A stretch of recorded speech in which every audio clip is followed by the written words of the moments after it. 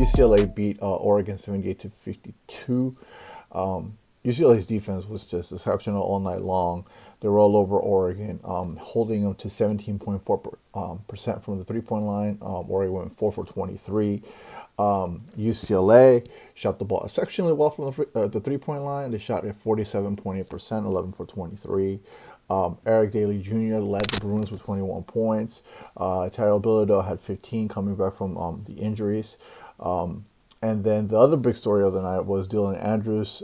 He had been struggling. The point guard for UCLA had been struggling all year long. And so now he's playing like he was last year. And he's becoming a more consistent shooter. He was 3 for 5 from the 3-point line, 6 for 11 overall from the field goal. And so that's big for the Bruins. The one disappointment for Oregon is Jackson Shellstat. He had 0 points. He's 0 for 2. He's a point guard. He's a really good shooter. But both times that Oregon has faced UCLA has done a really good job on him. It would have been nice for Oregon to try to get him the ball a bit more, try to run stuff for him. But again, UCLA did a really good job on him. And so UCLA is now rounding into shape, after dropping those, I think, 4 games earlier in the year. And Cronin going off about how the team is delulu and how, they're not hungry. This team is starting to look like a legitimate threat. With the addition of a Daimara, who's getting a lot more minutes now, he had 3 blocks last night, 7 points.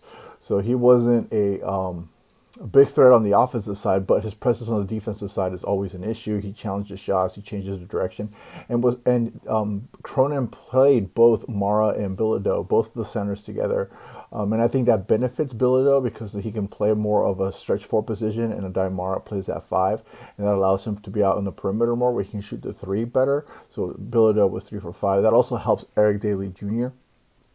If he was to be on the court, out there with Mara, it helps him out. Just simply because you have a legitimate presence in the paint, which helps Daly guard those other guys at the 4 spot that are bigger and more of a problematic for him. And so Daimara helps everybody out on the court. He also stretches out the floor a bit better too because of his presence, right? When he gets the ball inside, teams have to collapse on him. They have to give him attention. They have to send a double, and that's opening up the perimeter for the UCLA offense. And that UCLA offense is just looking better because it has multiple threats. The key for the Bruins, though, however, is Sky Clark getting it going on from the offensive end. If they can get Sky Clark to shoot the ball more consistently and to shoot the ball more frequently, to go with Daly and Andrews and Bilodeau, that would really help out their offense, as well as Mara being on the inside. Kobe Johnson's playing like, what the expectation was. He's just that one solid defensive guy on the perimeter that you can put on the other team's best player, and he's going to give him fits and give him troubles and won't get bullied.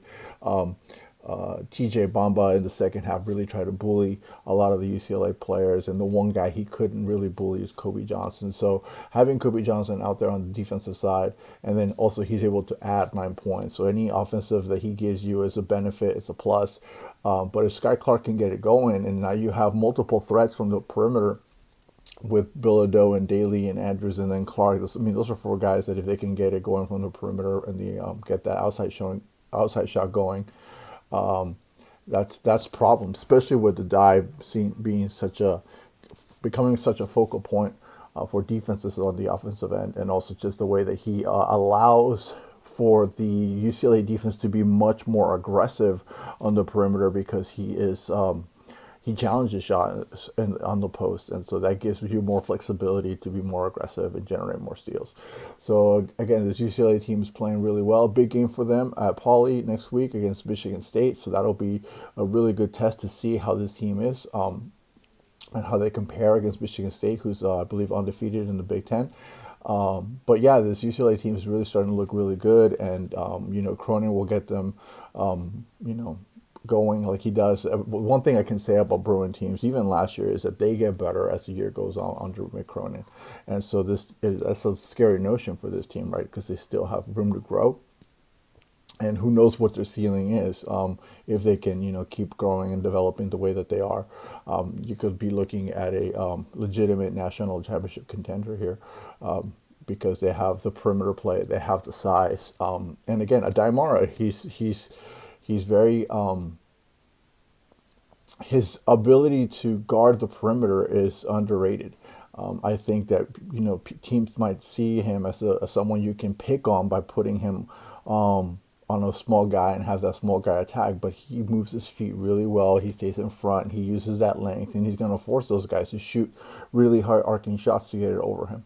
So his ability to, his flexibility on the defensive end, inside and outside on the perimeter, because again, UCLA does not play drop coverage. They blitz you, they double you, they hard hedge.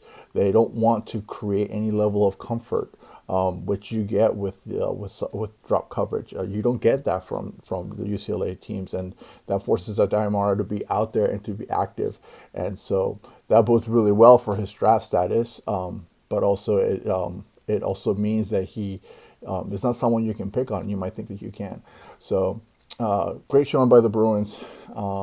Again, Oregon, they're a good team. I think the key for them is making sure that Jackson Shellstad gets going. I mean, he's a really good shooter, and he only had 2 shots. And again, that's I've said this multiple times. That's the UCLA defense, but I think that's also falls on the Oregon coaching staff and not emphasizing him getting the ball and being involved and looking and hunting for his shot. He was very passive, and so that makes it easy to defend if you're very passive on the perimeter. So next week, Michigan State, UCLA, big game, and we'll see how that goes.